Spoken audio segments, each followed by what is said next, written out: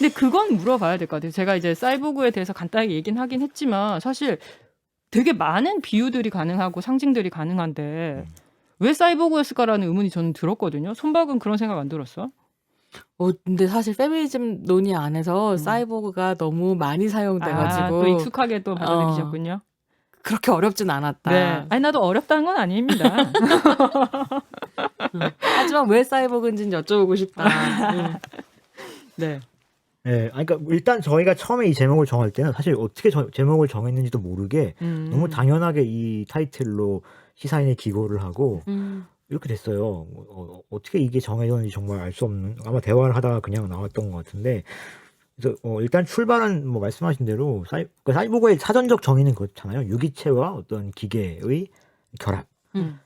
그 결합을 통해서 뭐 우주 공간이나 어디서 유기체가 이제 원래라면 살 수 없는 조건에서도 뭐 생명을 유지한다든가 혹은 기존의 범위 내에서는 발휘할 수 없는 힘을 뭐 더 발휘한다든가 이런 걸 이제 하게끔 하는 게 그게 사이보그 개념인데, 근데 그게 계속 사용되고 이제 확장되거나 혹은 전복돼서 사용되고 있었고, 그게 이제 말씀하신 특히 페미니즘 내에서 어떤 뭐 해러웨이 같은 저자들을 통해서 아주 진지하게 80년대에 이 사이보그라는 개념 자체가 그냥 어떤 유기체와 기계가 결합된 강화된 인간 혹은 뭐 그런 개념을 넘어서서 어떤 혼종된 인간의 성질이 다른 것들이 섞인 존재, 연결된 존재 뭐 이런 개념으로 변화됐고, 또 나중엔 또 그것도 다른 방식 여러 가지 분파된 걸로 알고 있는데, 근데 이제 저희가 일단 사이보그라는 직관에서 딱 떠오른 거는 여기 초엽 작가님 그 책에 쓰셨지만 그 사이보그 토론을 하고 있는데 기계와 결합된 존재가 사이보그 인간이냐 사이보그냐 얘기를 하고 있잖아요.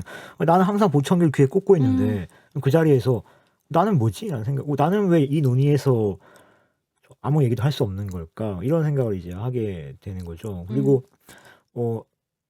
게다가 특히 요즘 같은 경우에는 이 사이보그라는 이미지가 꽤 긍정적으로, 꽤 첨단 어떤 그 상징으로 이렇게 막 미래 인간의 상징으로 활용되기도 함에도 불구하고 그러면은 저는 그 전까지는 한 번도 내가 휠체어를 타고 있어서 그러니까 사이보그는 이런 거잖아요. 기계와 인간이 결합한 존재잖아요. 그러니까 단지 인간이 기계를 활용하고 있는 이런 게 아니고 그 기계와 인간의 몸이 하나가 되어서 하나로 존재하는 거예요. 근데 나는 정작 그렇게 살고 있는데 왜 나를 그렇게 인식하지 못하고 언제나 내가 날 인식하는 거는 나는 인간인데 걷지 못하는 인간이라서 휠체어를 도구로 이용하고 있는 인간. 그래서 어디 가서 뭘 얘기할 때는 평등을 주장할 때도 항상 내가 휠체어 타고 있지만 나도 당신하고 똑같아요 라고 얘기하는 거죠. 내가 휠체어 탄 거 빼고는 뭐 이런 식의 언어가 많거든요. 장애인 분들 중에도 내가 눈만 안 보이지 뭐가 다르냐 이렇게 얘기한다던가 그런 거죠. 뭐 내가 소리를 잘 못 듣는다 뿐이지 내가 당신과 뭐가 달라 이렇게 얘기를 하거든요. 근데 사이보그라는 개념 자체가 어떤 기계와 인간이 결합한 그 자체를 말하고 거기에 꽤 긍정적인 의미가 부여되는 사회라면 왜 장애가 있는 사람들은 항상 그 기계에도 불구하고 나는 인간이다라고 얘기하는가. 그 말은 이거잖아요. 나는 이 기계를 사실은 그냥 잠시 이용하고 혹은 뭐 그냥 이거 내가 이용하는 거지. 나는 내 몸이고 나는 나 자체로 온전한데 내가 뭐 어떤 기능을 못하니까 이 기계를 뭐 이렇게 쓰는 것이지 이렇게 얘기하는 거잖아요. 그래서 이런 경험의 간극 같은 것들이 사이보그라는 말 자체에 굉장히 좀 흥미롭게 만든 것이죠. 도대체 무엇이 어떤 기계와 연결된 누군가는 뭐 엄청난 인간으로 보이고 아이언맨 슈트 없으면 뭐 그게 돈 많은 사람이죠. 토니 스타크 뭐 자기가 그걸 자기가 만들었다는 것이 조금 너무 이제 폄하했는데 지금. 맞습니다. 예. 그런 거죠. 예. 그래서 이제 그런 문제의식들이 있었고요. 근데 그러다 보니까 이제 그렇게 시작을 해서 가다 보니까 이 사이보그라는 개념을 그럼 우리가 어떻게 이제 더 확장하거나 혹은 해체하거나 재구성할 것인가라고 하는 여러 가지 과제와 마주하게 됐고 결론적으로는 그래서 무슨 사이보그는 그러니까 이거야라는 걸 사실 제안한 건 아니에요. 사실은 그걸 제안한 것은 아니고 오히려 이제 물론 이제 제안할 수도 있었어요. 이를테면 이렇게 장애인은 다양한 존재와 뒤섞인 잡종적인 존재야. 정치적으로 엄청나게 해방적인 뭐가 있어라고 얘기할 수도 있었지만 그건 또 뭔가 현실하고 안 맞는 것 같았어요. 그리고 실제로 제가 얼마 전에 읽었던 책에서도 해러웨이도 최근에는 이제 그런 식의 주장을 하기보다는 뭐 좀 다르게 간다고 하더라고요. 제가 그 해러웨이 글을 읽은 건 아니지만 그래서 이제 또 그런 주장을 또 하기도 뭐하고 그래서 결국은 저희는 이제 사이보그라는 기존의 개념들을 좀 해체하고 음. 그 과정에서 사이보그라는 개념과 관련된 장애의 경험을 문제 삼는 것이죠. 그럼 왜 이거는 당신들이 얘기하는 그런 미래 인간과 뭐가 다르냐? 혹은 이런 장애인들은 엄청난 미래의 슈퍼스타처럼 묘사하는데 그건 과연 현실과 맞는 것인가? 그걸 사용할 수 있는 사람은 뭐 누구인가? 이런 식의 문제들을 제기하는 뭐 그런 일종의 도구적인 개념인 것 같아요. 근데 사실 제가 지금 이제 다은 씨가 토니 스타크는 그 수트 없으면 그냥 돈 많은 사람인지 그랬을 때 제가 막 너무 폄하한다고 농담처럼 말했지만 실제로 이제 원영 씨가 이 책에서 그런 얘기도 하세요. 그러니까 뭐 우리가 어떤 사람이 그러니까 장애를 극복하고 뭔가 이제 수트 같은 걸 입어가지고 슈퍼히어로가 되었을 때 자기 신체 능력을 증강했을 때는 굉장히 영웅으로 생각을 해주지만 사실은 이제 장애인으로서 그런 테크놀로지에 와 함께 공존하면서 삶을 살아갈 때에는 사실 영웅으로 취급해주지 않는다라고 하면 토니 스타크의 그 천재적인 면모를 되게 강조해서 얘기하는 서사에 대해서도 약간 비판적으로 쓰고 계시는 부분이 있으세요. 근데 또 제가 막 그냥 평소 하듯이 농담이라고 했는데 생각해보니까 이것도 무슨 편견에 사로잡혀 있는 농담이었는가 이런 생각을 좀 하게 되는 부분도 있네요. 그러니까 저는 이런 부분도 있거든요. 그러니까 토니 스타크가 사실은 사실 말 그대로 그거 슈트 없으면 그냥 돈 많은 사람이잖아요. 근데 그럼에도 불구하고 대중들이 영웅 서사의 주인공으로 여기는 이유 중에 하나를 뽑자면 토니 스타크가 어쨌든 그 슈트를 만든 거 아니에요. 중요하고 첨단인 무기를 영웅이 가졌을 때 사실 그 무기 없으면 영웅 아무것도 아닌데 그가 영웅이 되는 거는 그 무기를 마치 다룰 자격이 된다는 걸 입증하는 어떤 과정이 필요한 거예요. 서사가 필요한 거예요. 그게 없으면은 걔는 그냥 운 좋게 그거 손에 쥐어가지고 힘쓰는 것밖에 없죠. 근데 이게 저는 장애 서사에 되게 비슷하다는 거예요. 그러니까 무슨 말이냐면 스티븐 호킹 정도 되면 이 사람이 정말 온갖 그 기계 장치로 이제 자기 삶을 유지하면서 강의도 하고 뭐 논문도 쓰고 이렇게 해도 사람들은 스티븐 호킹에서 아주 강력한 인간성을 보거든요.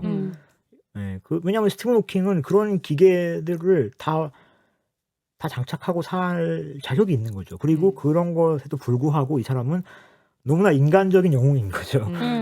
근데 뭐 그냥 평범한 장애인이 뭐 어떤 사회적 지위도 별로 없고 뭐 그냥 그런 분이 정말 많은 기계를 주렁주렁 달고 뭐 어디 외출한다. 그럼 사람들이 그러지 않아요? 아유 뭐 저렇게 해갖고 저렇게까지 살려고 그러나라든가 뭐 힘들겠다라든가 저거 다 비싸게 돈 들여가지고 이렇게 생각하잖아요. 그러니까 저는 이 기계와의 관계라고 하는 것도 결국에는 기존의 사람들이 가지고 있는 어떤 여기서 이제 에이블리즘이라고 얘기하는 그런 어떤 전형적인 능력주의 혹은 휴머니즘적인 어떤 우리가 알고 있는 전형적인 휴머니즘적 주체성이라고 말하는 거예요. 그런 것을 갖고 있는 존재들이나 기계를 통해서 더 확장되는 것이 그렇지 않은 사람들은 기계와 만나봤자 더 뭔가 무력하고 의존적이고 그리고 그냥 정부 지원금 많이 빼먹는 것 같이 보이는 이런 사람으로밖에 사실 재현이 안 되는 것 같다. 지금 이야기를 들으면서 되게 흥미로운 게 저는 그 트랜스 휴머니스트들이 대부분 그 백인 남성이라고 하는 부분을 책에서도 잠깐 언급하는 부분이 나오잖아요. 그 부분이 굉장히 좀 재밌다고 느껴졌습니다. 그러니까 트랜스 휴먼이라고 하는 게 사실 포스트 휴먼으로 가기 전의 단계죠. 그러니까 포스트 휴먼이 거의 슈퍼 인텔리전스를 가지고 있는 완전히 추월한 미래 세대의 인간을 말한다면 사실 우린 그 모습이 어떤 것인지 아직 알 수 없는데 그 단계로 가기 전에 기계와 인간이 결합돼서 능력이 더 증강된 상태를 우리가 트랜스 휴먼이라고 얘기를 하고 그 다양한 버전들을 계속해서 얘기하면서 기술을 통해서 인간이 그러니까 지금의 인간이 진화의 최종 단계가 아니고 아직 우리는 진화를 할 수 있고 기술을 통해서 우리의 능력을 더 배가시키는 것이 우리가 해야 될 일이다. 이 과정에서 질병이나 죽음 같은 것들은 우리가 없애야 되는 조건들이다라고 주장하는 게 트랜스 휴머니스트들인데 그들이 대표적으로 전부 다 백인 남성이라는 게 정말 재밌었어요. 그래서 약간 이렇게 더 나은 인간의 모습, 증강된 인간의 능력에 대해서 얘기를 할 때 그러니까 저 같은 경우에 제가 여성이기 때문에 나 같은 신체 능력 혹은 나라는 존재성 자체가 지워질 수도 있겠다라는 약간의 위협을 받거든요. 그런 이야기를 들었을 때. 어쩌면 장애인 분들도 그런 위협이 그런 위협을 느낄 수도 있을 것 같아요. 그러니까 지금의 나를 제거하고 일단 그 누군가가 말하는 그 미래의 어떤 더 훨씬 뛰어난 인간 모델을 말하는 이들이 생각하는 그 육체란 어떤 육체인가를 생각할 때 여성이나 장애인이나 소수자나 어린이들은 노인들은 내가 지워질 수도 있다라는 두려움을 느낄 수 있을 것 같은데 그 백인 남성들은 굉장히 그 꿈에 풀어 있다는 느낌이 좀 드는 거죠. 그 시각이. 그리고 그렇게 재현된 미래 모델을 볼 때 아이언맨처럼 우리도 되게 위화감이 없다라는 생각이 드는 거예요. 되게 쉽게 거기에 설득되고 그게 지금 얘기해 주셨던 그 서사의 부분에서 조금 더 이어질 수 있는 이야기 같고 책에도 그런 얘기가 나와서 되게 재밌다고 생각이 들었습니다. 어떻게 백인, 비장애인, 이성애자라고 상상되는 시스젠더 남성들이 트랜스 휴머니즘에 열광하는가, 그들이 신체와 맺고 있는 관계는 무엇인가. 근데 제가 앞에서 얘기했었던 것처럼 백인, 비장애인, 뭐 시스젠더 남성이라고 하면 이 앞에 있는 수식어들 다 사실은 신체적인 조건들이거든요. 근데 이게 보편적이고 이 세계의 스탠다드라고 생각되기 때문에 사실 이 신체적인 조건들이 조건이 아니라 그냥 나는 보편으로 등극해 버리는 거죠. 그래서 이 사람들의 정체성을 구성할 때 백인이라든가 시스젠더라든가 이런 것들이 너무 중요함에도 불구하고 기각할 수 있는 그래서 신체와 이성을 나눠서 나의 이성, 나의 판단력, 나의 기억, 나의 뇌를 구성하고 있는 데이터라고 하는 걸 다운받을 수만 있으면 나는 신체가 썩어 없어져도 영생할 거다라는 게 트랜스휴머니즘의 핵심이거든요. 그리고 이 이성적 사유 체계라고 하는 것이 나를 결정지어 줄 거다. 근데 사실 이제 다은 씨가 이야기를 한 것처럼 여성이나 퀴어나 혹은 뭐 유색인종이나 장애인들은 그 신체 조건이 나를 너무 강하게 규정하는 사회에 살아왔기 때문에 이게 사라지고 나면 도대체 내가 누구인지를 사실은 혼란스럽게 하는 조건들이 사실 있는 거죠. 그러니까 이제 이 신체 없이 나를 규정할 수 없는 거고 단순히 우리가 나의 뇌를 다운로드 했다고 해서 그게 나을 것인가 라고 하는 것들을 이제 페미니스트는 되게 적극적으로 물으면서 사실은 신체와 이성의 근대적인 이분법이라고 하는 것을 비판적으로 보려고 하는 게 비판적 포스트 휴먼 담론이기도 하거든요. 그러니까 헤러웨이가 중심에 있는 담론이기도 하고 이 책이 기대고 있는 담론이기도 하죠. 뭐 기계가 발달되고 기술이 진보하는 그 과정에 나아감에 있어서 여성으로서 제가 느끼는 것 중에 하나는 약간 이제 겁을 좀 내본다면 그러니까 뭐 황우석 사태 같은 것들을 생각해 보게 되는 거죠. 그러니까 여성의 몸은 어떻게 이용될까 그 과정 안에서 그러니까 이후에 뭐 줄기세포가 됐건 어떤 유전자들을 편집하는 기술들 같은 것들을 통해서 어찌됐건 인간을 강화시킨다고 할 때 그러니까 시험 도구로서 여성의 몸은 어떻게 이용되는가 이런 것들에 대한 두려움 혹은 상상들도 할 수 있게 되는 것 같아요. 그래서 그 이제 덜렁거림, 심리스하지 않은 그 과정에 대해서 생각하게 되는데 뭐 모르겠습니다. 그 백인 시스젠더 남성들은 또 어떻게 느끼는지는 저 같은 경우에는 여튼 좀 그런 것들을 같이 상상하게 되더라고요. 이게 장애 담론과 트랜스젠더 담론이 되게 맞닿아 있는 부분들이 있다고 또 생각을 했었던 것 같아요. 그러니까 트랜스젠더의 경우에는 꼭 모두가 트랜지션 수술을 하는 건 아니지만 어떤 트랜스젠더는 성별 재지정 수술을 선택하고 트랜지션을 하게 되는데 이게 굉장히 신체 손상으로 상상되거나 이런 식의 과정들이 사실 있거든요. 좀 고민을 하게 되고 얼마 전에 이제 그런 이야기를 들었는데 실제로 트랜스젠더 남성이 트랜지션 수술을 하고 시스젠더 남성으로 완벽하게 패싱됐을 때 굉장히 정체성의 혼란을 느끼는 사람도 있었다는 거예요. 그럼 도대체 나는 누구인가? 늘 이 세계가 불화하는 것이 나였는데 불화하지 않게 되었을 때 나의 정체성은 어디에서 찾을 것인가? 이런 고민들을 이제 하게 됐다라는 얘기를 들었는데 사실은 고민하게 되는 거죠. 신체성. 그러니까 왜냐하면 이 책이 얘기하고 있는 것처럼 정상성의 규범이라는 것을 우리가 흔들지 않은 상태에서 테크놀로지가 막 발전하게 되면 어떤 사람은 할 수만 있다면 정상적인 신체가 되겠다고 추구할 수 있을 것 같거든요. 그럼 남성 중심 사회에서는 남성이 되고 싶을 수 있고 비장애인 중심 사회에서는 어떻게든지 비장애인에 가까워지려고 할 수 있고 인종차별이 심한 사회에서는 피부 색깔을 어떤 식으로든지 변형하고 싶어 할 수도 있고 그러니까 이런 혼란들을 사유하게 하는 부분들이 있는 것 같아요. 책에서. 지금 얘기하신 트랜지션을 한 이후에 그냥 시스젠더 남성으로 패싱됐을 때 느꼈던 그 나는 누구인가라고 하는 그 질문. 근데 사실 그 질문은 바깥에 있는 사람은 발견할 수 없는 질문이라는 생각이 좀 들거든요. 근데 이 책도 계속해서 얘기하는 게 우리가 바깥에서, 그러니까 장애인 외부에서 볼 때는 다양한 기술이 만들어지고 그래서 막 못 걷던 사람이 걷고 안 들리던 사람이 듣고 뭐 안 보이던 사람이 갑자기 앞을 볼 수 있으면 그러한 따뜻한 기술, 인간적인 기술이 그들에게 매끈한 행복함을 가져다 주겠지라고 하는 말에 대해서 사실 되게 구체적으로 그 매끈함이 지금 어떤 문제가 있는지를 사실 지적해 주시는 이야기들이 굉장히 많이 있잖아요. 네. 그 이야기를 저희가 이제 해볼게요. 혼밥이 밑줄 친 문장들 첫 번째 문장입니다. 사이보그의 매력적인 이미지는 활발하게 소비되지만 실제로 기술과 결합하여 살아가는 장애인 사이보그의 삶은 미래 담론의 중심에 놓이지 못한다. 이 문장을 한번 뽑아봤습니다. 네. 어떤 내용인지 원영 씨가 조금 설명해 주실 수 있을까요? 네, 사실 이 문장 자체는 초엽 작가님의 것이고, 근데 물론 이제 저도 이제 같은 생각을 가지고 있는, 물론 또 이제 작가님 약간 다를 수도 있지만 기본적으로 비슷한 생각을 갖고 이제 있는데요. 저는 이제 그러니까 이 어떤 미래의 매끄러운 그 이미지들, 기계와 결합한 유기체가 굉장히 편리하고 자동화되고 뭐 아주 효율적으로 에너지를 사용하면서 고통은 매우 줄어 있는 사회 전체의 고통은 매우 축소되어 있는 어떤 그림들을 우리가 그릴 수 있잖아요. 사람들은 병을 거의 겪지 않고 노화에 따른 어떤 불편함도 거의 감수하지 않고 뭐 더 이상적으로 그려본다면 이 세계의 뭐 기아라든가 뭐 이런 자연재해도 뭐 매우 효과적으로 차단과 예방과 컨트롤을 하는 사회이죠. 그러니까 근데 이런 사회 자체가 나쁘냐라고 이제 물어볼 수 있죠, 당연히. 근데 일단 원칙적으로는 당연히 사회 전체의 고통이 줄어든다는 거는 뭐 꼭 무슨 대단한 공리주의자가 아니더라도 뭐 바람직한 거라고 누구나 얘기할 수도 있겠죠.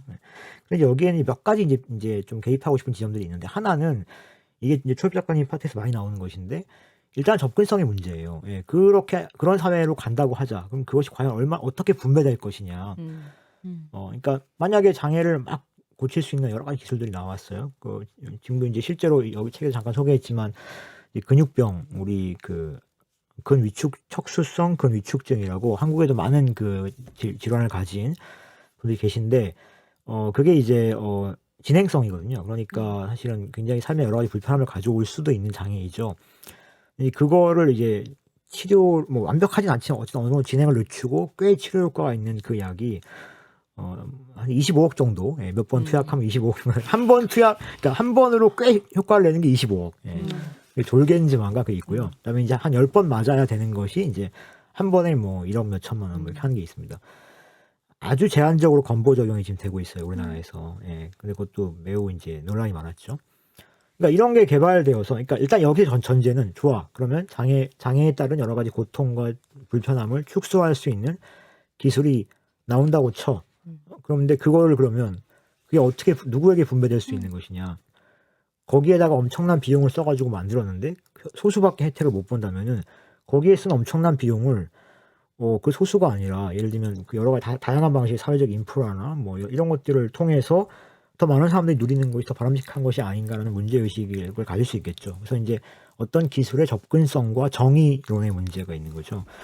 근데 이제 이 이야기는 그걸 치료하는 것 자체가 나쁘다는 얘기는 아니죠. 이거의 전제는 치료하고 뭐 장애를 좀 장애에 따른 여러 가지 불편함을 축소할 수 있는 기술이 개발되는 건 좋아. 근데 그거 누가 사용할 수 있는 거야? 그거 엄청나게 찬양하는데 뭐 지금 전 세계 장애인들 소득이 얼마인데 그거 뭐 누가 이용할 수 있어? 그 슈퍼맨 크리스토퍼 리브나 좀 쓰겠지. 뭐 이렇게 되는 거죠.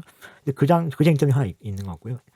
두 번째는 이제 접근성의 문제를 떠나서 이런 기술 자체가 이제 매우 중요하게 사회적으로 여겨지고 거기에 많은 자원이 투입되고 그래서 그것들이 매우 자연스럽게 많은 사람들이 이용할 수 있게 되었을 때 그때 이제 그것이 지금 이제 장애를 가진 사람들의 아까 이제 잠깐 말씀 나왔는데 장애를 가진 사람들이 역사적으로 아주 이제 거의 처음으로 장애를 가진 몸도 정체성의 일부일 수 있다는 생각을 한 지 얼마 안 됐거든요, 사실은.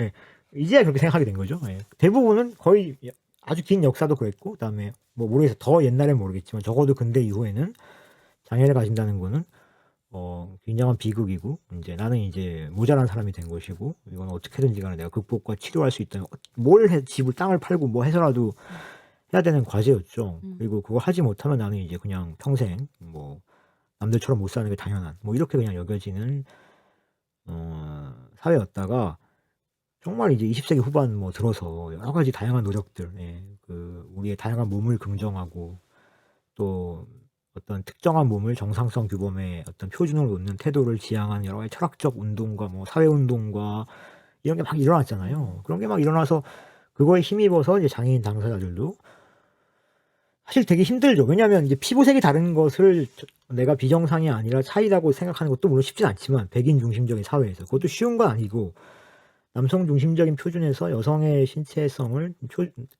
어떤 비정상이나 결여가 아니라고 생각하는 것도 쉬운 일은 아니지만 사실 장애는 생리학적 고통을 줄 수도 있잖아요. 그러니까 이걸 긍정하는 건 사실 저는 더 어려운 과제라고 생각하거든요. 근데 그걸 이제 했단 말이죠.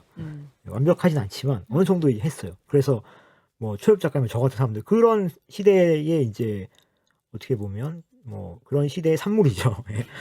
그래서 우리가 이제 우리도 물론 항상 긍정하진 않, 뭐 너무 좋아 이건 아니지만 그래도 이제 아니 뭐 내가 뭐 휠체어 타고 뭐 무청기 쓰고 하는 게 뭐 항상 문제는 아니지. 이 자체가 나한테 주는 뭔가가 있어. 나를 고유하게 만들어주는 뭐가 있고 이게 나에게 주는 언어가 있고 또 이걸 가진 사람들이 공유하는 어떤 문화가 있는 것 같아라고 이제 생각을 하게 된 거예요. 그런데 이제 이런 이제 이 기술들을 이런 식으로 이런 것도 다 치료하고 극복하고 제거하고 하는 것에 사회가 열광하고 거기에 많은 자원이 몰리고 그 혜택을 받은 사람들이 사회적인 영웅으로 추앙받게 되었을 때 우리가 지금 해온 이 어떤 아슬아슬하게 얻어온 이 가치가 다 붕괴될 수도 있는 거죠. 여기에 대한 우려가 있는 것이죠. 그래서 이런 또 측면이 또 중요한 제가 볼 때는 측면인 것 같고요. 그 농인 분들 중에는 인공 와우를 이식하는 수술을 이제 거부하시는 분들도 있고 그쵸. 그거 자체가 되게 논쟁적이라고 네, 알고 네. 있는데 그런 것도 지금 말씀하신 거의 맥락이라고 생각해 볼 수 그게 있을까요? 가장 이제 어떻게 보면 현실에서 굉장히 이제 적극적으로 문제화된 쟁점이죠. 그 부분이 농인분들 또 이 데프 아이덴티티가 가장 또 강한 분들이 많고 그 논쟁도 가장 치열하고 그렇죠. 사실 저는 최근에 이제 읽었었던 인상적인 칼럼 중에 하나가 휠체어 사용자인데 중학생인가 하는 필자가 쓴 네네. 글이었어요. 제목이 나는 걷지 않기로 했다. 나는 걷지 않기로 했다라는 제목이었고 휠체어 사용자인데 내가 걷지 않기로 한 건 걷지 않아도 잘 살 수 있는 사회여야 하기 때문이다가 이제 그 칼럼의 주요한 주제였어요. 아주 인상적이었고 완전히 다른 부분을 생각해 볼 수 있게 이끌어주기도 했지만 계속 질문은 남는 거죠. 그러니까 분명히 불편함이 있을 테고 만약에 그 불편함을 없앨 수 있다고 한다면 우리는 테크놀로지를 어디까지 긍정할 수 있을까? 그런 고민을 할 때 이제 이 책을 또 만나기도 했는데 전 책이 정말로 좋았던 건 정답 안 주거든요. 왜냐하면 정답이라는 게 지금 원영 씨가 얘기하신 것처럼 정답이라는 건 없는 이야기인 것 같아요. 근데 계속 질문들을 꺼내놓고 토론하고 입장차를 확인하고 하면서 다양성을 확보해 갈 수 있는 것 사실 그게 어떻게 보면 지금 단계에서는 되게 의미 있는 작업이 아닐까? 그걸 되게 흥미롭게 하고 있으니까 네. 저는 이 맥락에서 되게 좀 좋았던 게, 그러니까 기술이라고 하는 건 대단한 것이고, 막 과학자와 전문가들이 막 열심히 한 첨단 기술이고, 그래서 그걸 이용하는 사람들, 특히 뭐 장애가 있는 사람은 그것을 무조건 감사하게 여기면서 그것을 받아들여야 한다. 그것이 이제 미래의 구원을 약속할 것이다라고 하는 방식, 그런 기술 유토피아적인 방식에 대해서 이제 아니 근데 잠깐만 이렇게 이야기하잖아요. 그러면서 사실 미래에 내가 뭐 걷고 뛰고 날고 하는 게 지금 중요한 게 아니라 지금 내가 여기 살아가면서 나한테 필요한 다른 기술들이 있어. 다른 도구들이 있어라고 하는 것들을 이야기해 주거든요. 이 책에서. 그래서 미래에 되게 유예된 미래의 그 전망과 비전, 행복에 대해서 지금 얘기하지 마라. 왜냐면 그거 얘기하는데 다 시간 쓰는 바람에 진짜 지금 살면서 당장 나한테 요거 하나 있으면 더 필요하고 더 좋아질 수 있는데 모든 것은 아니죠. 조금 더 편리해질 수 있는 것들을 자꾸 못 보게 만든다. 라고 하는 게 저는 되게 좋았고 그런 데서 되게 정면으로 아니 좀 됐거든 하는 그 약간 크리핑함 그게 저는 이 책의 되게 매력이라고 느꼈어요. 음. 지금 얘기해 주신 게 사실 아까 제가 세 개를 얘기하다가 까먹고 두 개만 아하, 얘기했는데 아하. 접근성과 정의의 문제, 미래의 음. 첨단 기술 접근성과 정의의 문제, 그리고 이제 장애 정체성의 어떤 그 가치가 소멸되는 문제, 그리고 이제 지금 얘기해 주신 지금 현재의 삶에 대한 어떤 주의를 오히려 이제 유예시킨다는 거, 그 미래 첨단 기술이 장애를 구원한다는 서사에 대해서 그 세 부분의 개입의 여지가 있는 것 같고, 그 말씀해 주신 그 세 번째 저 부분인데, 그렇죠. 그 부분 사실 그 지점은 사실은 초엽 작가님 많이 말씀해 주셨고, 저도 이제 좀 그 같이 작업하면서 더 많이 생각했던 부분이었어요. 예.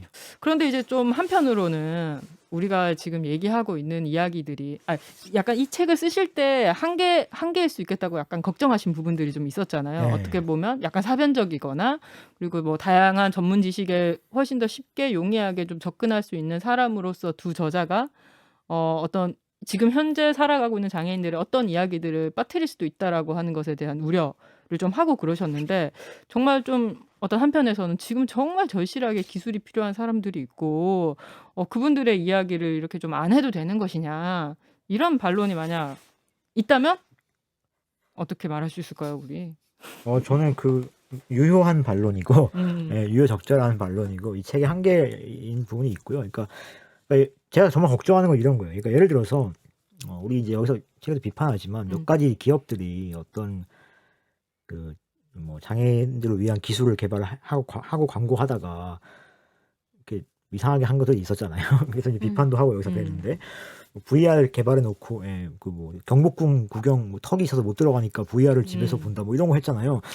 그래서 아니 그거 개발할 돈이면 그냥 경사로 하다가 직접 가보는 게 낫지 않나? 그래서 경복궁에 경사로를 깔아라. 그런 거 그런 이제 좀 저희 이해하기 어려운 이제 접근 방식 때문에 비판을 이제 했던 것인데, 근데 이제 약간의 걱정은 이제 이런 거죠. 이를테면은 지금 어쨌든 지금 이 상황에서 뭐 여기 나오는 안구 마우스처럼 정말 전신 마비 장애가 있는 분들, 그래서 진짜 눈동자의 움직임 정도로만 의사소통이 가능한 그런 분들이 지금은 이제 안구 마우스가 꽤 많이 보편적으로 쓰이고 있습니다만 몇 년 전까지 되게 비쌌거든요. 근데 그걸 어쨌든 간에 이제 뭐 삼성전자를 비롯한 이런 기업들이 뭐 이렇게 기부도 하고 만들고 해가지고 보편화 시켰어요. 근데 이제 만약에 이제 그런 식의 어떤 기술들이 지금 어떤 기업들이 이제 개발하려고 하고 있는데 저희 책을 보고 이거 잘못 개발했다가 이 장애인한테 욕먹으면 뭐 이럴 수도 있고, 또는 그게 정말 필요한 분들 입장에서는 아니 김원영, 김초엽 너네들은 지금 어디가 막 아픈 것도 아니고 장애가 있어 불편함이 있겠지만 어디에 생리적인 무슨 고통이 있는 것도 아니고 둘 다 직업 있고 뭐 그러니까 그런 소리 할 수 있는 거지. 나는 지금 빨리 하루라도 기술이 발전해가지고 나한테 필요한 첨단 기술들이 하나라도 도입되길 정말 간절하게 기다리고 있다. 이런 얘기 하실 수 있잖아요, 얼마든지. 저는 그건 굉장히 타당한 얘기라고 생각하거든요. 그래서 그 지점들이 충분히 이 책에 반영되지 못한 부분이 있다고 생각하고요. 근데 다만 이제 저희가 여기 썼지만, 그러니까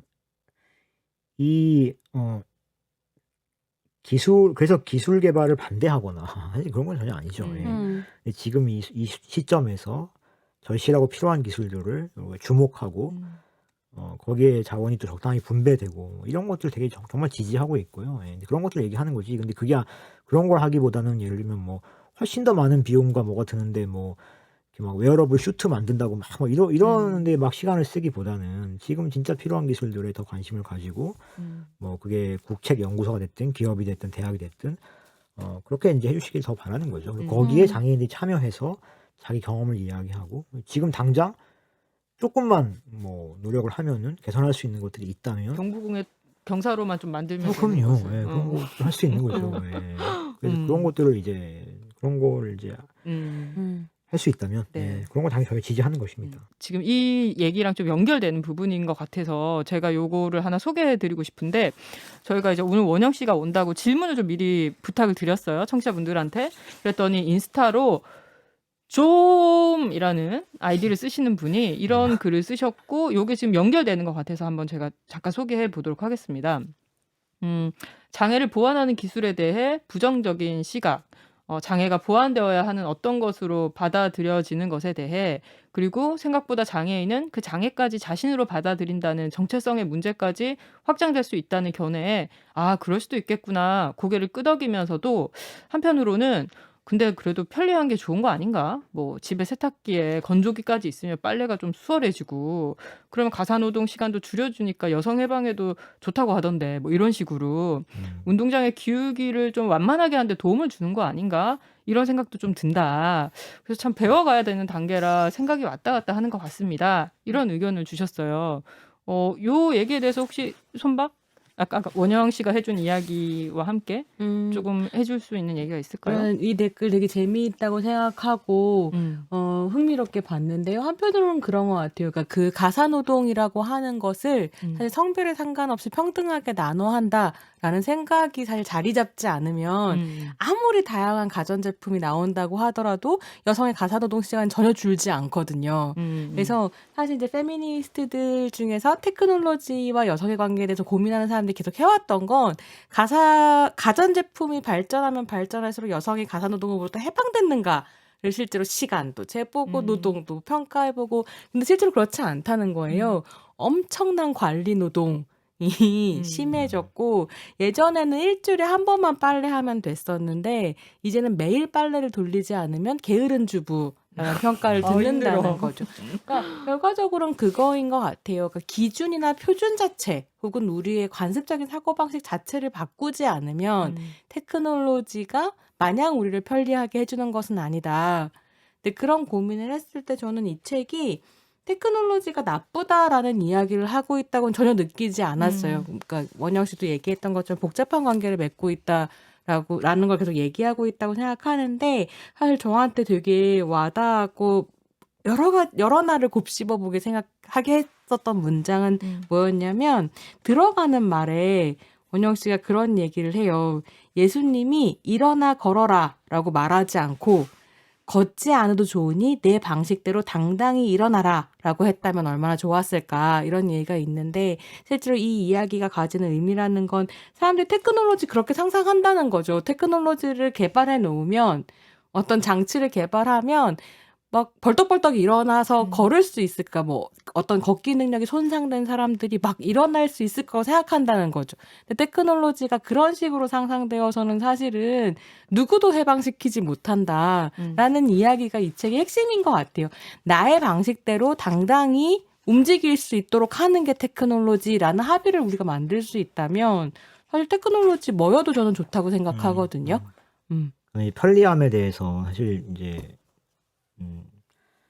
할 수 있는 이야기가 되게 많을 수도 있는데 그러니까 저는 그렇게 생각하거든요. 그러니까 뭐 아주 거창하게 얘기를 하는 것 같긴 한데 그러니까 사실 이제 그러니까 그동안에 오랜 이제 뭐 이런 뭐 그게 사회적인 논의나 뭐 철학적인 논의나 이런 배경에서 사실은 이제 어떤 고통을 줄이고 인간의 유용 편리함을 높이고 효용을 증대하고 이러려고 하는 방향이 쭉 있잖아요. 거기에 가치를 두는 그런 방향이 하나 있는 거고 다른 방향은 이제 그게 아니라 인간의 삶을 어떤 하나의 예술 작품처럼 혹은 하나의 고유한 어떤 어떤 존재로서 자기를 좀 깊게 혹은 뭐 밀도 있게 만들어가는 어떤 그런 거에 가치를 두는 삶이 저는 있다고 생각하고 그런 방향이 또 있다고 생각하거든요. 근데 사실 이 기술과 장애에 관한 논의도 어떻게 보면 그 흐름에 약간 비슷한 부분이 있어요. 그러니까 장애가 없어지고 편리해지고 또 장애만의 문제가 아니에요. 사실 이거는 장애는 그냥 이 문제를 가장 표면화하는 좋은 사례일 뿐이지. 아니 인간에게 기술이 와서 더 편리해지고 우리가 뭐 더 쉽게 할 수 있고 더 빨리 할 수 있고 맞아요. 무조건 좋은 거 아니야라고 얘기하는 방향이 있을 수 있고 정반대는 이런 게 있는 거죠. 인간이 그렇게 막 편리만 하고 그렇게 되는 순간 우리는 우리가 도구를 사용하는 게 아니라 우리 자체가 도구가 되는 거다. 뭐 어떤 거대 자본이 됐든 권력이 됐든 그건 이제 아마 정치적 입장에 따라 다르겠죠. 어떤 사람들은 그게 무슨 자본의 힘이라고 할 거고 누군가는 그게 어떤 특정한 젠더의 권력이라고 할 수도 있고 누군가는 뭐 얘기할 텐데 누구는 뭐 미국의 힘이라고 뭐 있겠죠. 근데 어쨌든 다르겠지만 그런 방향이 이렇게 비판을 하면서 그런 것이 아니라 정말 인간이 뭔가 약간 자연적인 어떤 타고난 본성과 뭐 이런 거에 뭐 집중해서 자기를 막 이렇게 막 성장시키고 고양하고 이런 게 좋다고 생각하는 사람도 있을 거예요. 그런 사람들은 그래서 그런 삶이 극단적인 사람들은 일부러 고행을 택하기도 하고 역경을 막 일부러 가잖아요. 그러니까 이 극단이 저는 있다고 보는데 그러니까 장애도 사실 비슷하다고 저는 생각하거든요. 장애 논의도. 그래서 장애를 없애는 게 언제나 좋다고 하는 입장이 있고 어떤 장애인들은 이 장애를 아주 확고한 정체성으로 얘기하면서 제가 이 책에 소개했지만 치료를 다 거부하는 거죠. 나는 장애를 고치는 간단한 알약이 있어도 먹지 않겠다라고 얘기하는 사람이 있는 거예요. 근데 저는 제가 얘기하고 싶은 거는 제가 좀 약간 너무 타협적인 인간일 수도 있는데 저는 많은 경우에 이렇게 좀 타협적인 결론을 내리는데요. 저는 이 양쪽 극단 어디로도 가면 안 된다고 계속 생각하는 거예요. 예, 그래서 우리가 편리함만을 그냥 주장하게 되면 저는 그 편리함의 궁극에는 뭐가 있냐면 그냥 모든 게 다 자동화된 사회가 있다고 생각해요. 우리가 완벽하게 편리화된 사회는 사실은 인간은 그냥 가만히 누워서 일종의 뭐죠? 니르바나라 그러나요? 그러니까 그런 상태에 들어가는 거예요. 네. 가만히 있고 모든 것들은 다 자동화된 시스템이 이 거대한 시스템 다 굴러가는 사회입니다. 정말 우리 머리 뒤에 콘센트를 딱 꽂고 그런 거죠. 예. 머리가 이제 지시하는 바를 맞아요. SF 영화의 디스토피아 같은 거죠. 정말 가장 편리한 사회 사실 그거거든요. 매트릭스 나쁘지 않을 수 있어요. 우린 배터리로 누워 있고. 그럼요. 예. 맞아요. 그게 제일 그런 편리한 거죠. 사회죠. 예. 반면에 완전히 그 반대쪽 사회는 정말 완전 자연으로 돌아가는 거죠. 옛날 무슨 낭만주의 초기 낭만주의자처럼 다 거부하고 백신 거부하고. 네, 장애인들이 막 저기 응. 실제로 장애 운동하는 분들 그런 분들 있긴 있거든요. 그러니까 진짜 휠체어도 뭐 안 타고 아무것도 안 하고 시골에 가서 정말 내가 움직일 수 있는 몸으로 농사를 짓고 뭐 이렇게 하는 거죠. 그러면서 이제 어떤 문명과 타협하고 이런 거 싫어하는 거죠. 저는 근데 그 어느 극단도 저는 당연히 조심해야 될 것이라고 생각하기 때문에 그래서 계속해서 저는 우리가 이 두 가지 측면의 가치를 가지고 계속 서로 양쪽 방향을 성찰하면서 가야 된다고 네. 생각하거든요. 그래서 편리함이라고 하는 것을 무조건 부정하는 건 당연히 저는 적정하지 않은 것 같고요. 그게 당장 너무 중요하고 필요한 사람들이 있기 때문에 그래서 편리함에 대해 생각하고 세탁기가 생기면 좋죠. 예, 세탁기가 만들어지고 더 좋은 휠체어가 더 저렴한 휠체어가 만들어진다면 좋은 일이죠. 예. 그런데 동시에 그러면서도 내가 이 어떤 이 편리한 기계와 거대한 자동 시스템 속에서 그냥 하나의 나 자체가 그냥 도구화돼 버리고 그것은 아닌가에 대한 또 성찰을 계속 해나가는 우리의 것도 필요하고. 주체가 테크놀로지가 되고 있는 것은 아닌가. 그렇죠. 예. 저는 그래서 그 사이에서 우리가 계속 왔다 갔다 하면서 어떤 지점들을 찾아가는 게 저는 필요하다고 생각하고 있습니다. 얘기를 듣다 보니 사실은 앞으로 우리가 더 많이 기계와 관계를 맺으면서 살아갈 것이기 때문에 모든 사람이 사실 기계와 내가 어떤 식으로 관계 맺을 것인가, 우리 사회가 어떤 류의 전자 생태계 안에서 내 위치가 무엇이 될 것인가 좀 같이 고민하게 되네요. 네, 그럼요. 예.